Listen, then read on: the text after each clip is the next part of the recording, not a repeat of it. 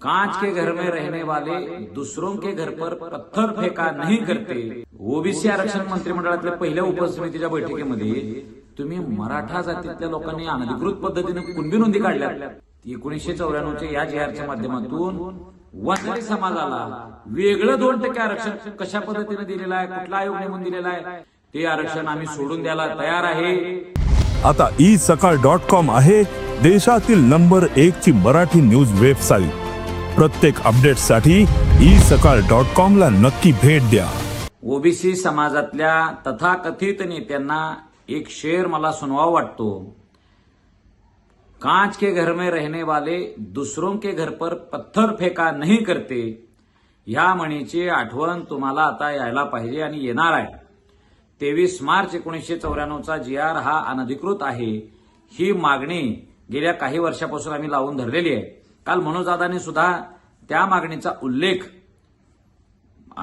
दसऱ्याच्या मेळाव्यात केला, त्यानंतर हॉस्पिटलमधून केला आणि ओबीसीच्या नेत्यांना आता जातीय सलोखा, जातीय दुरावा असं दिसायला लागलेलं आहे। का बाबा, तुम्ही ओबीसी आरक्षण मंत्रिमंडळातल्या पहिल्या उपसमितीच्या बैठकीमध्ये तुम्ही मराठा जातीतल्या लोकांनी अनधिकृत पद्धतीने कुणबी नोंदी काढल्यात अशी मागणी केली। पंकजाताई तर म्हणाल्या की त्याची श्वेतपत्रिका काढा, असं इथंपर्यंत पंकजाताईची मजल गेली। का हो ताई, 1994च्या या JRच्या माध्यमातून वंजारी समाजाला वेगळं 2% आरक्षण कशा पद्धतीने दिलेलं आहे, कुठला आयोग नेमून दिलेला आहे, इंदिरा साहनी जजमेंटने जे काही नियम घालून दिलेले आहेत त्या नियमातल्या कुठल्या अटीची पूर्तता करून हे आरक्षण दिलेलं आहे, हे आता पंकजाताईंनी सांगावं, धनंजयराव मुंडे साहेबांनी सांगावं, छगनराव भुजबळांनी सांगावं। मराठा जातीतल्या एक दोघांनी जर कोणी खाडाखोड केलेला असेल तर आम्ही त्या गोष्टीचा विरोधच केला, आम्ही म्हटलं की याचं समर्थन करणार नाही। मग आता बारी तुमची आहे।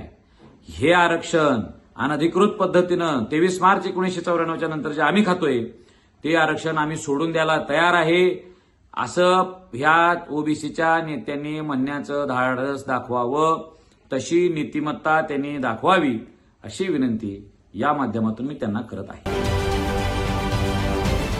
महाराष्ट्रातील सर्व बातम्यांचे विश्वासार्ह व्यासपीठ